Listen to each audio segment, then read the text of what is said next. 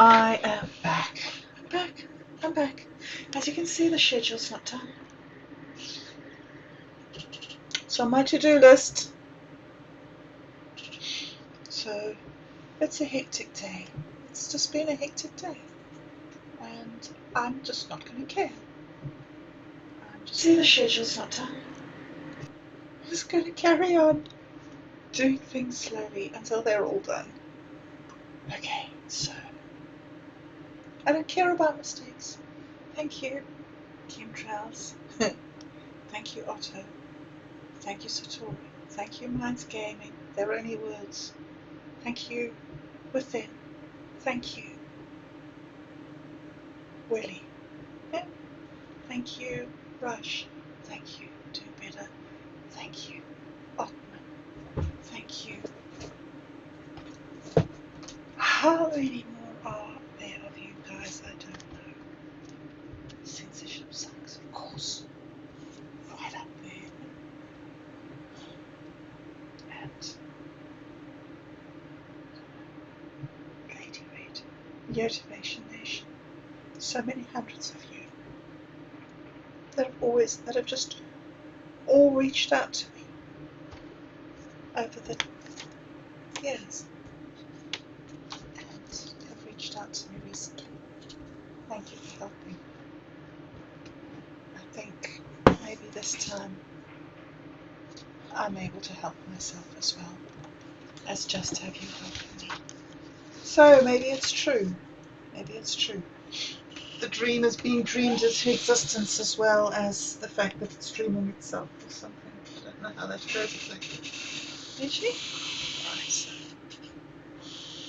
Rach, just sit there like a good fellow. So, I'm going to kind of take a chance on just reading you this book. I looked it up. It's kind of weird. It was written a long time ago. I think it said 18. Let me look up where it was. 1800 and something. The Wikipedia said it was. It's called The Yellow Wallpaper. And The Yellow Wallpaper. It's by Charlotte Perkins Gilman. A short story by an American writer published in January 1892 in the New England magazine. It is regarded as an important early work of American feminist literature. That's interesting, I didn't know that. For its illustration of the attitudes towards the mental and physical health of women in the 19th century. It is also lauded as an excellent work of horror fiction. Alright, so we're having a horror fiction story today that I have not read. So I haven't practiced it. I don't know what I'm letting myself in for. I do not know. So you're welcome to stay and see what happens with the reading of this odd story. Why I'm reading it. Not because it's feminist. I didn't know that and I'm interested. I think it's totally irrelevant who it's written by, how tall they were, how overweight they were, how many mental illnesses they had, and what their name was. I don't think that any of these things, you label something, but I am having a lot of experiences of mental healing. And at the same time that those are happening, I'm involved with an artistic collective. I'm trying to understand how crypto communities work and how we can generate a microeconomy, and doing so bad with that. Maybe that's a research project I need to go on. I don't know. So many things to do. found a whole lot of old video that I did when I was doing an investigation into Satori D's work on web sims in the beginning. And there's just so much. It's like, oh. Anyway, so let's just try and focus down here and not get distracted into all the other projects. But being able to engage like this over the internet and being able to use these chat bots or artificial knowledge machines, word generating machines, programs.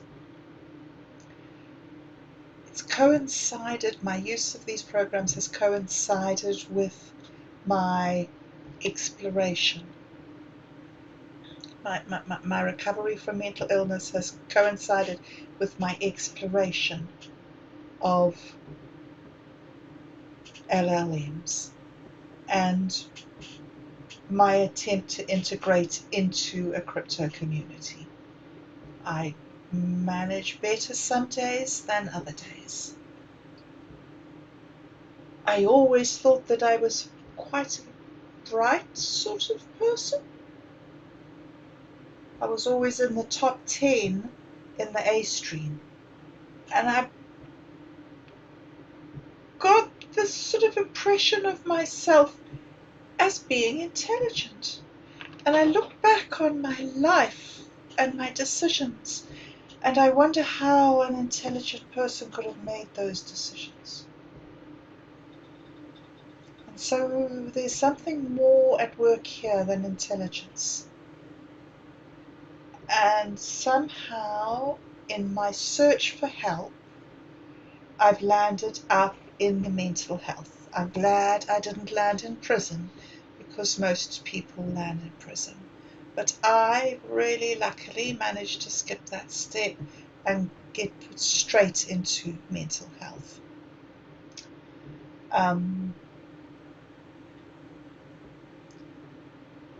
I've been thinking a lot about what it is to struggle in the world and have issues, and who we reach out to, and what happens when you've used up all your friends and they just haven't got any time left for you because they've been worn thin by your repeated inability to thrive. And I came across this what did I say it was? 1898. Oh, there's a film. There's a 2011 film. 1892. Okay. This woman was battling with these issues back in 1892. I'm so lucky not to be in a white padded cell. Some days I long for one, but all in all, I have no idea how long this is going to be. I've talked way, way longer than I meant to. Anyway, I missed you. It's nice to be able to come here and chat about something and just, I love following the other projects. I love that everybody's helping me make a podcast and be someone. I love that the things that I'm investigating are so exciting. I can't get my head around it. I can't get my head around it. It's as if I'm reading a fairy story and it's not really happening. And it's taken me a lot of time to understand. I don't even know if I understand. Alright, so this is a woman over 100 years ago who was dealing with these issues of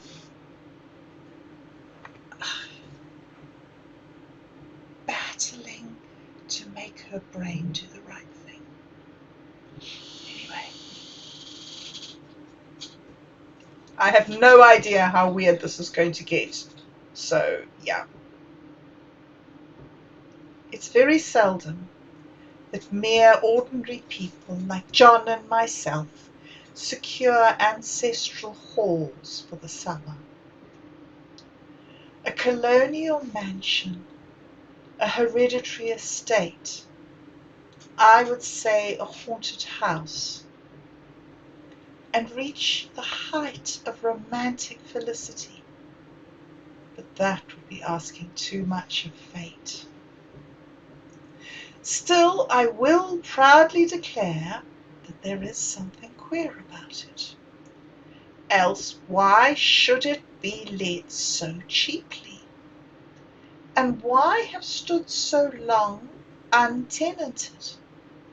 John laughs at me, of course, but one expects that in marriage. John is practical in the extreme.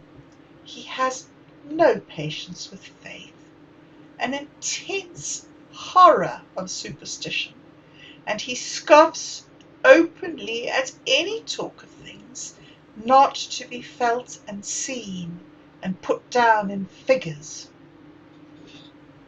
John is a physician, and perhaps, I would not say it to a living soul, of course, but this is dead paper, and a great relief to my mind. Perhaps that is one reason I do not get well faster.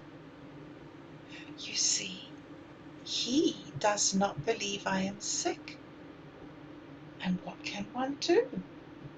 If a physician of high standing and one's own husband assures friends and relatives that there really is nothing the matter with one but temporary nervous depression, a slight hysterical tendency, well, what is one to do?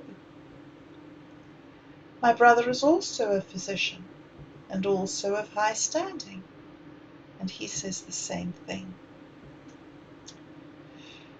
So I take phosphates and phosphites, whichever it is, and tonics and journeys and air and exercise, and I'm absolutely forbidden to work until I'm well again.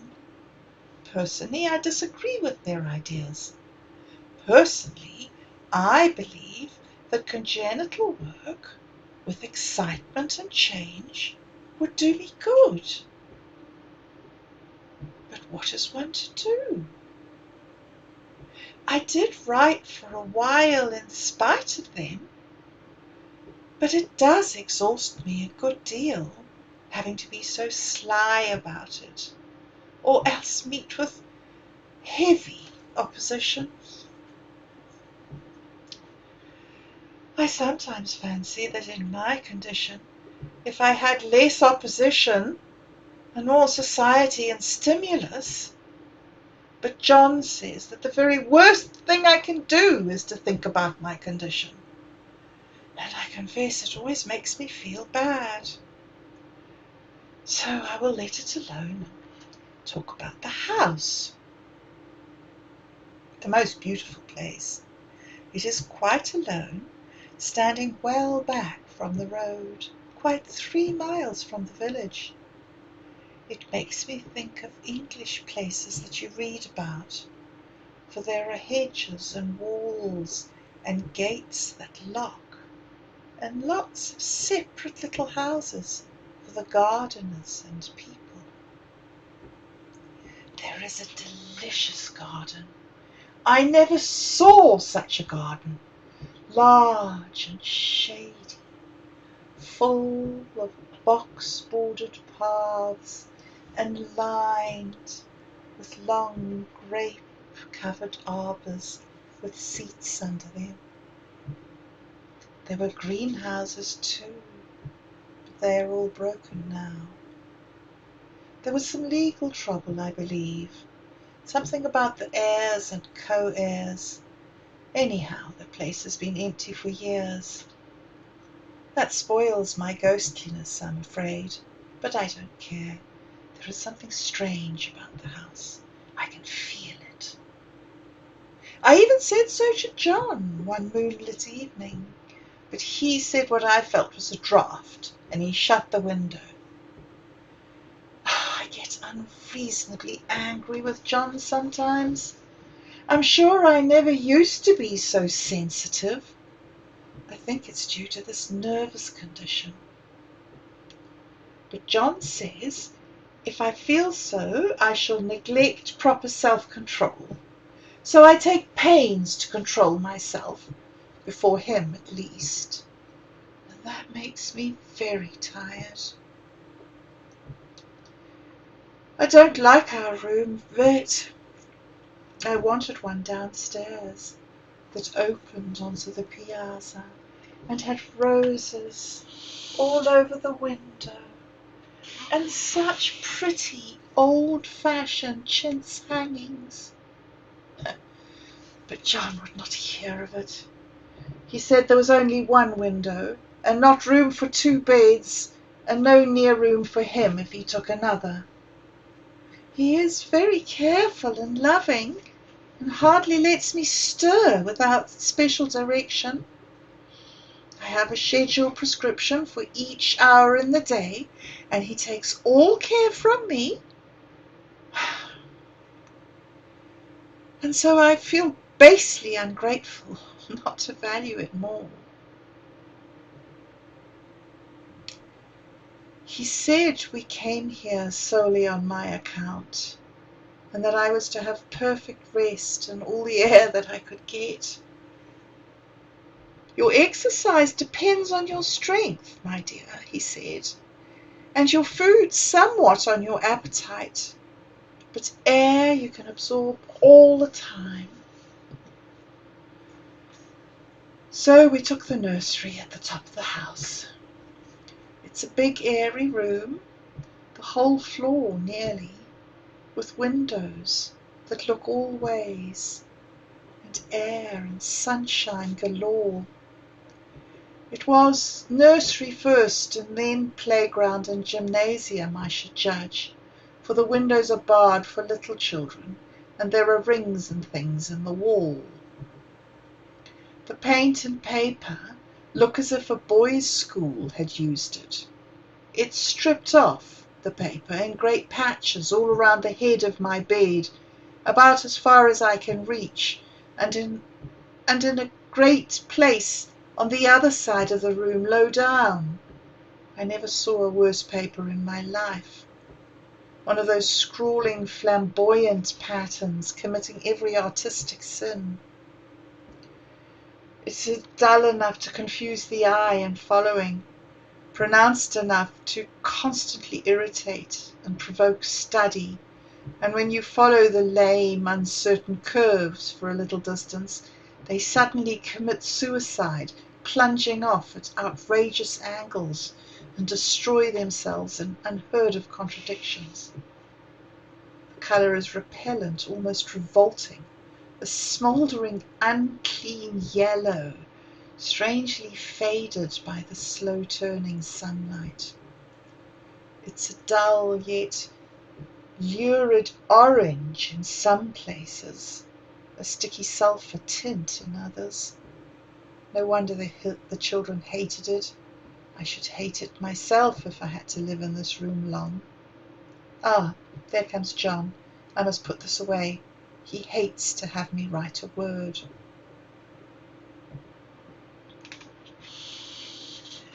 We've been here 2 weeks, and I haven't felt like writing before since that first day. I'm sitting by the window now, up in this atrocious nursery, and there's nothing to hinder my writing as much as I please, save lack of strength. John is away all day, and even some nights when his cases are serious. I'm glad my case is not serious. But these nervous troubles are dreadfully depressing. John does not know how much I really suffer. He knows there is no reason to suffer, and that satisfies him. Of course, it is only nervousness. It does weigh on me so not to do my duty. It does weigh on me so not to do my duty in any way. I meant to be such a help to John, such a real rest and comfort, and here I am a comparative burden already. Nobody would believe what an effort it is to do what little I am able, to dress and entertain and order things. It's so fortunate Mary is so good with the baby. Such a dear baby. And yet I cannot be with him. It makes me so nervous. I suppose John was never nervous in his life. He laughs at me so about this wallpaper. At first he meant to repaper the room, but afterwards he said that I was letting it get the better of me, and that nothing was worse for a nervous patient than to give way to such fancies. He said that after the wallpaper was changed, it would be the heavy bedstead, and then the barred windows, and then the gate at the head of the stairs, and so on. You know the place is doing you good, he said, and really, dear, I don't care to renovate the house just for a 3 months' rental. Then do let us go downstairs, I said. There are such pretty rooms there. Then he took me in his arms and called me a blessed little goose, and said he would go down to the cellar if I wished, and have it whitewashed into the bargain. But he is right enough about the beds and windows and things. It is as airy and comfortable a room as anyone need wish, and of course I would not be so silly as to make him uncomfortable just for the whim. I really am getting quite fond of the big room, all but the horrid paper. Out of one window I can see the garden, those mysterious deep-shaded arbours, the riotous old-fashioned flowers and bushes and gnarly trees. Out of another I get a lovely view of the bay and a little private wharf belonging to the estate. There's a beautiful shaded lane that runs down there from the house. I always fancy I see people walking in those numerous paths and arbours. But John has cautioned me not to give way to fancy in the least. He says that with my imaginative power and habit of story making, a nervous weakness like mine is sure to lead to all manner of excited fancies, and that I ought to use my will and good sense to check the tendency. So I try. I think sometimes that if I were only well enough to write a little, it would revive the press of ideas and rest me. But I find I get pretty tired when I try. It is so discouraging not to have any advice and companionship about my work. When I get really well, John says we will go and ask cousin Henry and Julia down for a long visit. But he says he would as soon put fireworks in my pillowcase as to let me have those stimulating people about now. I wish I could get well faster, but I must not think about that.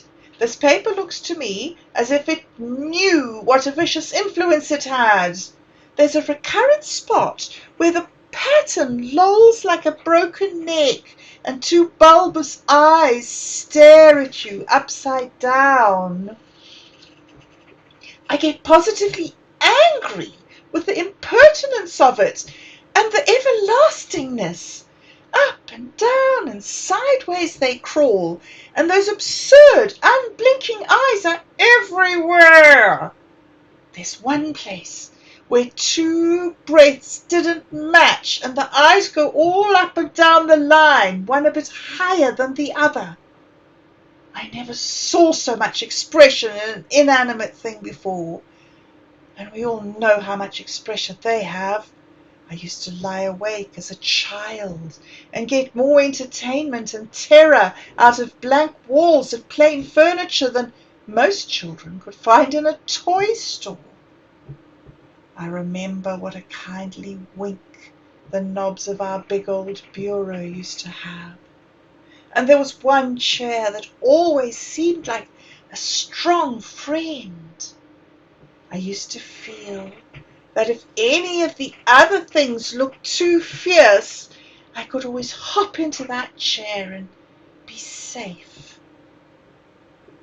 The furniture in this room is no worse than inharmonious, however, for we had to bring it all from downstairs. I suppose when this used to be a playroom, they had to take the nursery things out, and no wonder. I never saw such ravages as children have made here.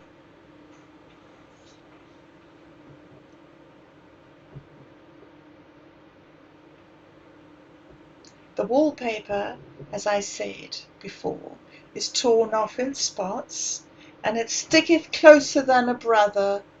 They must have had perseverance as well as hatred. The floor is scratched and gouged and splintered, and the plaster itself is dug out here and there. And this great heavy bed, which is all we found in the room, looks as if it had been through the walls. But I don't mind a bit, only the paper. Oh, there comes John's sister. Such a dear girl as she is, and so careful of me. I must not let her find me writing. She's a perfect and enthusiastic housekeeper, and hopes for no better profession. I verily believe she thinks it is the writing which makes me sick. But I can write when she is out, and see her a long way off through these windows. There is one that commands the road, a lovely shaded winding road, and one that looks off over the country, a lovely country too, full of great elms and velvet meadows. But in the places where it isn't faded, and where the sun is just so, I can see a strange, provoking, formless sort of figure that seems to sulk about behind that silly and conspicuous front design. Oh, there's sister on the stairs.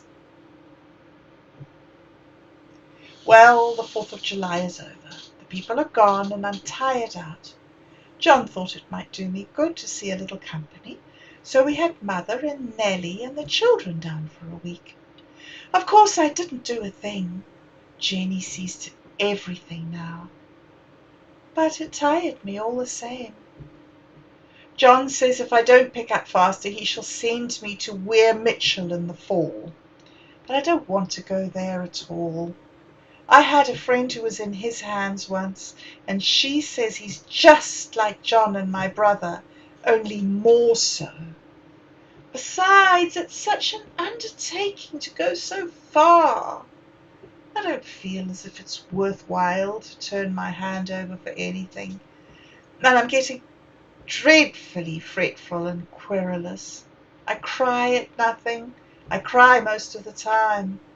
Of course I don't when John is here or anyone else, but when I'm alone, and I'm alone a good deal just now. John is kept in town very often by serious cases, and Jenny is good and lets me alone when I want her to. So I walk a little in the garden or down that lovely lane and sit on the porch under the roses and lie down up here a good deal. I'm getting really fond of the room in spite of the wallpaper. Perhaps because of the wallpaper. It dwells in my mind so. I lie here on this great immovable bed, it's nailed down, I believe, and follow that pattern about by the hour. It's as good as gymnastics, I assure you. I start, we'll say, at the bottom, down in the corner over there where it's not been touched, and I determine for the 1000th time that I will follow that pointless pattern to some sort of conclusion. I know a little of the principle of design, and I know this thing was not arranged on any laws of radiation or alternation or repetition or symmetry or anything else that I ever heard of. It is repeated, of course, by the breadths, but not otherwise. Looked at in one way, each breadth stands alone, the bloated curves and flourishes, a kind of debased Romanesque with delirium tremens, go waddling up and down in isolated columns of fatuity. But on the other hand, they connect diagonally, and the sprawling outlines run off in great slanting waves of optic horror, like a lot of wallowing seaweeds in full chase. The whole thing goes horizontally too, at least it seems to, and I exhaust myself in trying to distinguish the order of its going in that direction. They've used a horizontal breadth for a frieze, and that adds wonderfully to the confusion. There's one end of the room where it's almost intact, and there, where the cross-lights fade and the low sun shines directly upon it, I can almost fancy radiation after all. The interminable grotesques seem to form around a common centre and rush off headlong plunges of equal distraction. It makes me tired to follow it. I'll take a nap, I guess. I don't know why I should write this. I don't want to. I don't feel able. And I know John would think it absurd, but I must say what I feel and think in some way. It's such a relief. The effort is getting to be greater than the relief. Half the time now I'm awfully lazy and I lie down ever so much. John says I mustn't lose my strength, and he has me take cod liver oil and lots of tonics and things, to say nothing of ale and wine and rare meat. Dear John, he loves me very dearly, and he hates to have me sick. I tried to have a real earnest, reasonable talk with him the other day, and tell him how I wish he would let me go and make a visit to Cousin Henry and Julia. But he said I wasn't able to go, nor able to stand it after I got there. And I did not make out a very good case for myself, for I was crying before I had finished. It's getting to be a great effort for me to think straight. Just this nervous weakness, I suppose.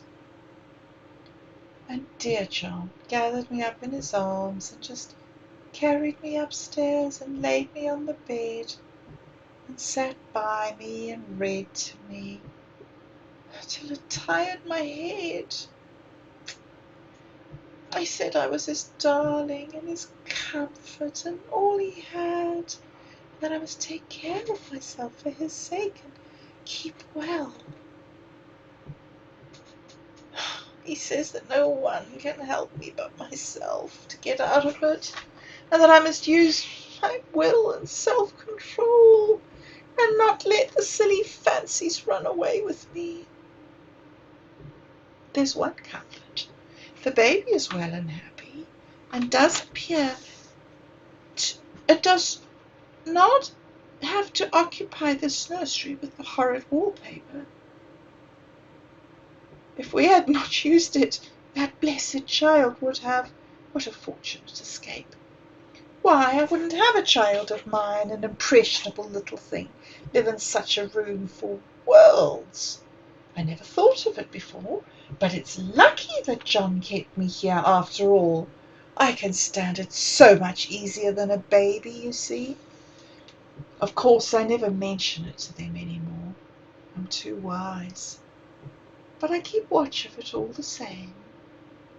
There are things in that paper that nobody knows but me, or ever will. Behind that outside pattern, the dim shapes get clearer every day.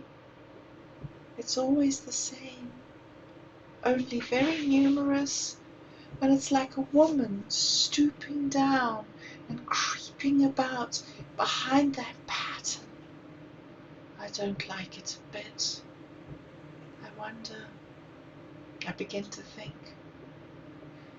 I wish John would take me away from here.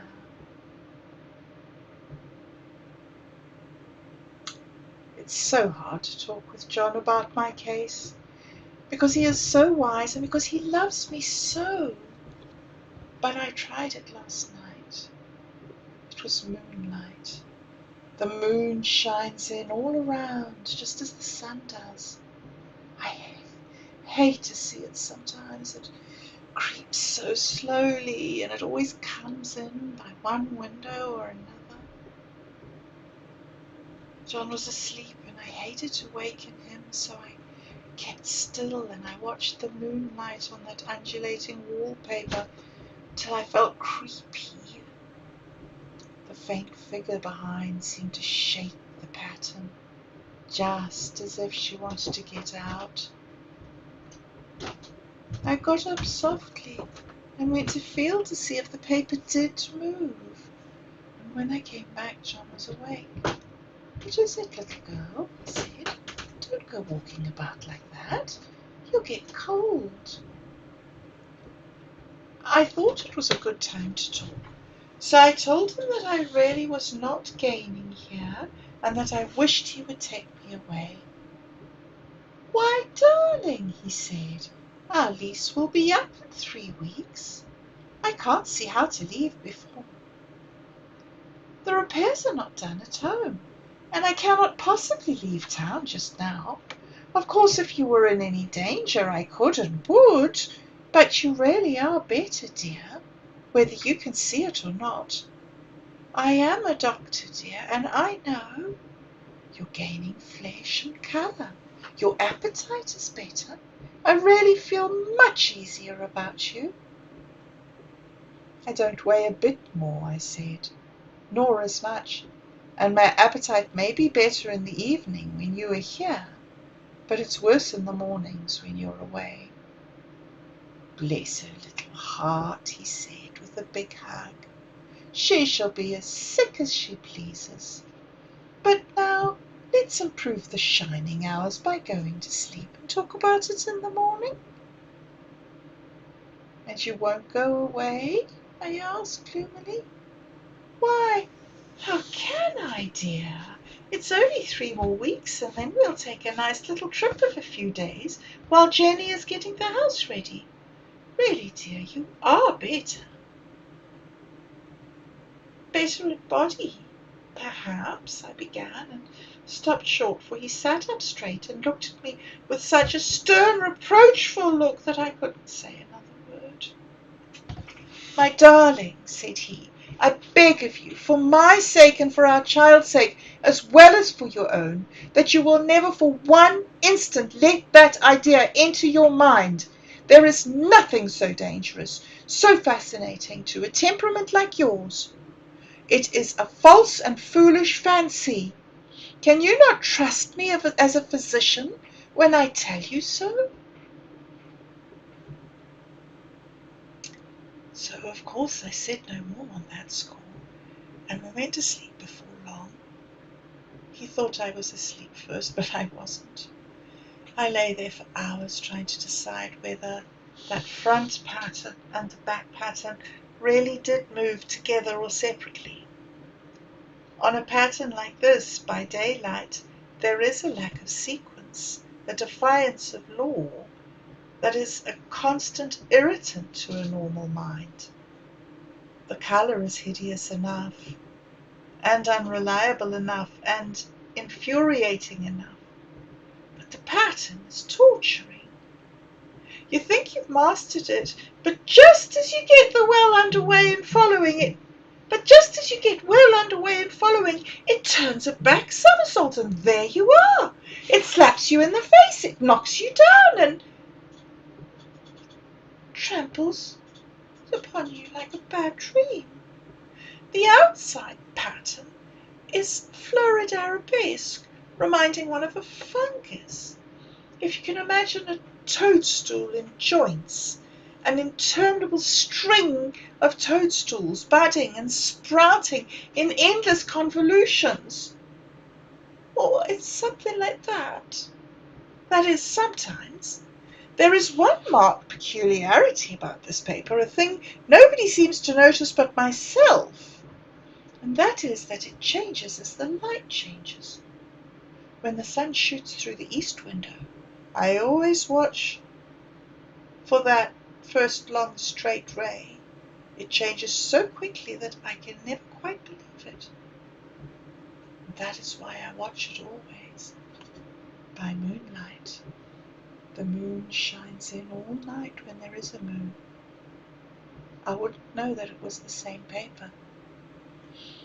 At night, in any kind of light, in twilight or candlelight or lamplight, the worst of all by moonlight, it becomes bars, the outside pattern I mean, and the woman behind it is as plain as can be. I didn't realize for a long time that that was what the thing was that showed behind, that dim sub-pattern. But now I'm quite sure it's a woman. By daylight she's subdued and quiet. I fancy it's the pattern that keeps her so still. It's so puzzling. It keeps me quiet by the hour. I lie down ever so much now. John says it's good for me, and to sleep all I can. Indeed, he started the habit by making me lie down for an hour after each meal. It's a very bad habit, I'm convinced, for you see, I don't sleep, and that cultivates deceit, for I don't tell them I'm awake. Oh no! The fact is, I'm getting a little afraid of John. He seems very queer sometimes, and even Jeanie has an inexplicable look. It strikes me occasionally, just as a scientific hypothesis, that perhaps it's the paper. I watched John when he did not know I was looking, and came into the room suddenly on the most innocent excuses, and I've caught him several times looking at the paper, and Jeanie too. I caught Jeanie with her hand in it once. She didn't know I was in the room, and when I asked her in a quiet, very quiet voice, with the most restrained manner possible, what she was doing with the paper, she turned around as if she had been caught stealing and looked quite angry, and asked me why I should frighten her so.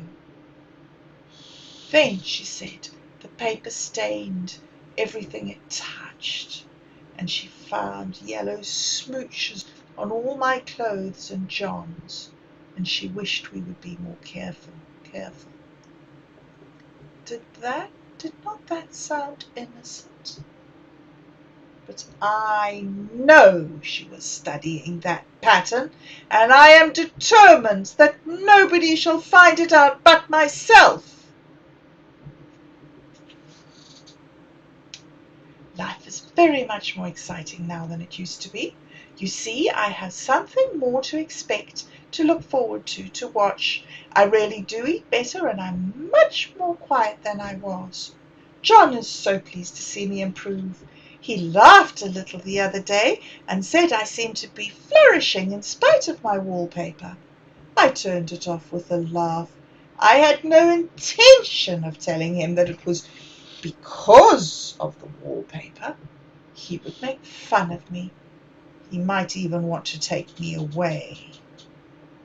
I don't want to leave now until I have found it out.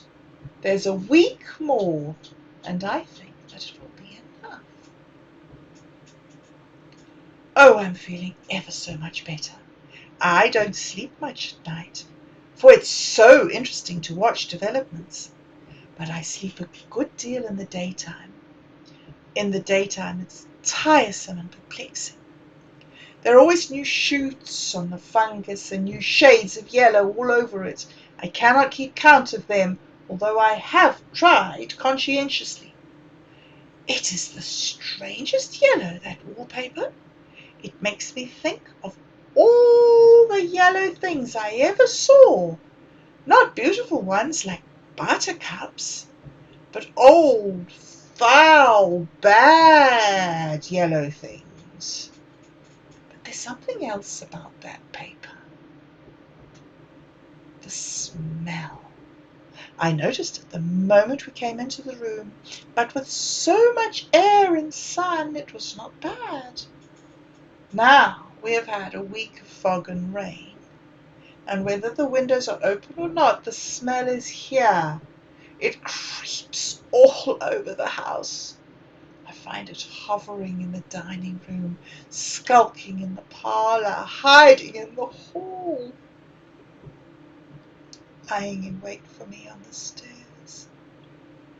It gets into my hair, and when I go for a ride, I turn my head suddenly and surprise it, and there is the smell. Such an odd, peculiar odour, too. I've spent hours trying to analyse it and find what it smelled like. It's not bad at first, and very gentle, but quite the subtlest, most enduring odour I ever met. In this damp weather it's awful. I wake up in the night and find it hanging over me. It used to disturb me at first. I thought seriously of burning the house to reach the smell, but now I'm used to it. The only thing I can think of is that it's like the colour of the paper, a yellow smell. There's a very funny mark on this wall, low down near the mopboard, a streak that runs around the room. It goes behind every piece of furniture except the bed, in a long, straight, even smooch, as if it's been rubbed over and over. I wonder how it was done, and who did it, and what they did it for. Round and round and round, round and round and round. Makes me dizzy.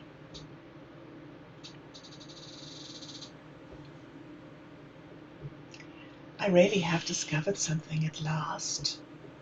Through watching so much at night when it changes so, I have finally found out.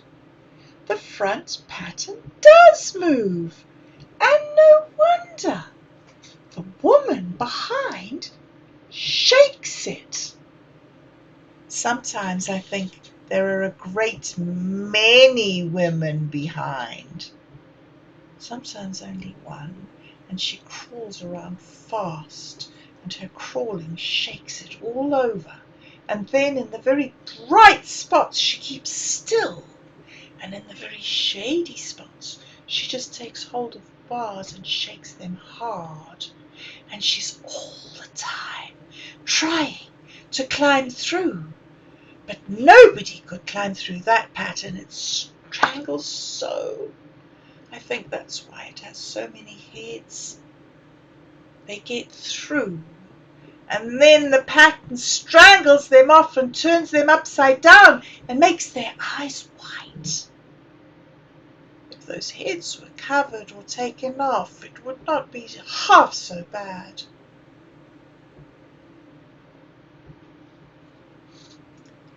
I think that woman gets out in the daytime, and I'll tell you why, privately.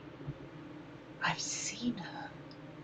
I can see her out of every one of my windows. It's the same woman, I know, for she's always creeping, and most women do not creep by daylight. I see her on that long shaded lane, creeping up and down. I see her in those dark grape arbors creeping all around the garden. I see her on that long road under the trees, creeping along. And when a carriage comes, she hides under the blackberry vines. I don't blame her a bit. It must be very humiliating to be caught creeping by daylight. I always lock the door when I creep by daylight. I can't do it at night, for I know John would suspect something at once. And John is so queer now. I don't want to irritate him. I wish he would take another room. Besides, I don't want anyone to get that woman out at night but myself. I often wonder if I could see her out of all the windows at once.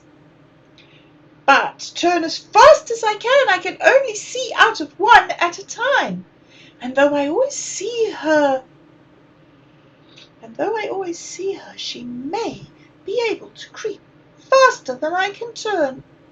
I've watched her sometimes, away off in the country road, creeping as fast as a cloud shadow in a high wind.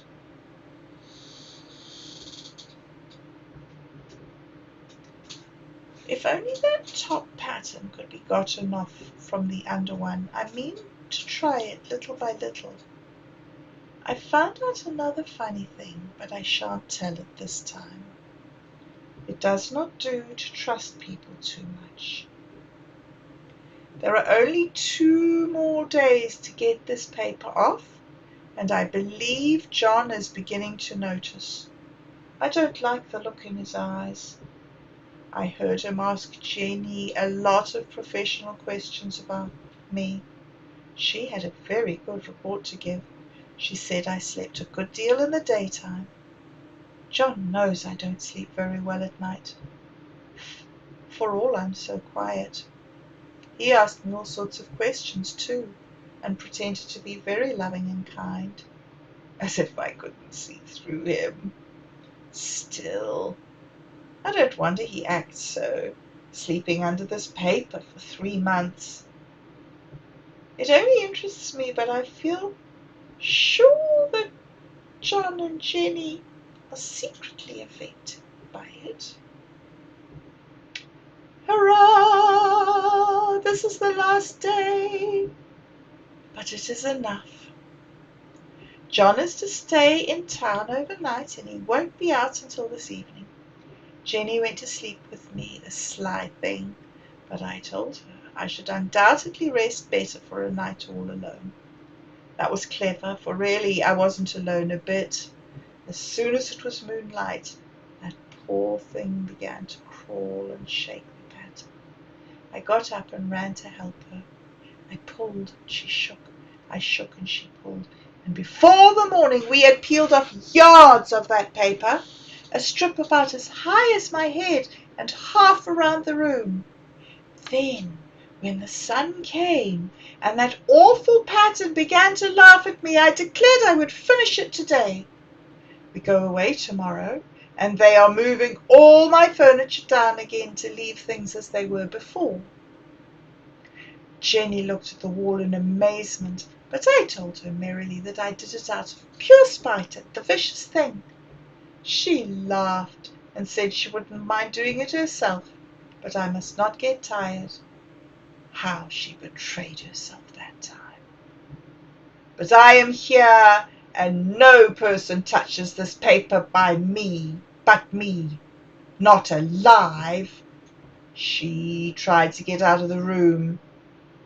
It was too patent. But I said it was so quiet and empty and clean now that I believed I would lie down again and sleep all I could, and not to wake me even for dinner, and I would call when I woke. So now she is gone, and the servants are gone, and the things are gone, and there's nothing left but that great bedstead nailed down with the canvas mattress we found on it. We shall sleep downstairs tonight and take the boat home tomorrow. I quite enjoy the room now it's bare again. How those children did tear about here. This bedstead is fairly gnawed, but I must get to work. I have locked the door and thrown the key down into the front path. I don't want to go out. I don't want to have anyone come in till John comes. I want to astonish him. I've got a rope up here that even Jenny did not find. If that woman gets out and tries to get away, I can tie her. But I forgot I could not reach far without anything to stand on. This bed will not move. I tried to lift and push it till I was lame. And then I got so angry, I bit a little piece off one corner, but it hurt my teeth. Then I peeled off all the paper I could reach, standing on the floor. It sticks horribly, and the pattern just enjoys it. All those strangled heads and bulbous eyes and waddling fungus growths just shriek with derision. I'm getting angry enough to do something desperate. To jump out of the window would be an admirable exercise, but the bars are too strong to even try. But I wouldn't do it, of course not. I know well enough that a step like that is improper and might be misconstrued. I don't like to look out of the windows even. There are so many of those creeping women, and they creep so fast. I wonder if they all come out of the wallpaper as I did. But I'm securely fastened now by my well-hidden rope. You don't get me out in the road there. I suppose I shall have to get back behind the pattern when it comes night, and that is hard. It's so pleasant to be out in this great room and creep about as I please. I don't want to go outside. I won't, even if Jenny asks me to. For outside you have to creep on the ground, and everything is green instead of yellow. But here I can creep smoothly on the floor, and my shoulder just fits into that long smooch around the wall, so I cannot lose my way. Why, there's John at the door. It's no use, young man, you can't open it. How he does call and pound. Now he's crying for an axe. Oh, it would be a shame to break down that beautiful door. John, dear, I said in the gentlest voice, the key is down by the front steps, under a plantain leaf. That silenced him for a few moments. Then he said very quietly indeed, open the door, my darling. I can't, said I. The key is down by the front door, under a plantain leaf. And then I said it again several times, very gently and slowly, and said it so often that he had to go and see, and he got it, of course, and came in. He stopped short by the door. What's the matter? He cried. For God's sake, what are you doing? I kept on creeping just the same, but I looked at him over my shoulder. I've got out at last, I said, in spite of you and Jane, and I've pulled off most of the paper, so you can't put me back. Now why should that man have fainted? But he did, and right across my path by the wall, so that I had to creep over him every time.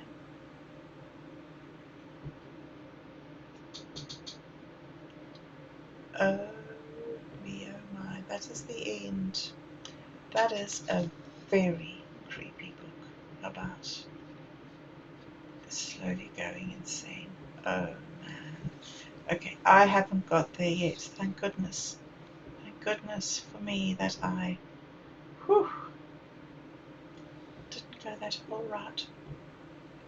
Okay, anyway, so that was my antidote to my busyness of my day. Thank you for listening. I hope you enjoyed that story. And tomorrow morning I will be back again with something else. Thanks for listening.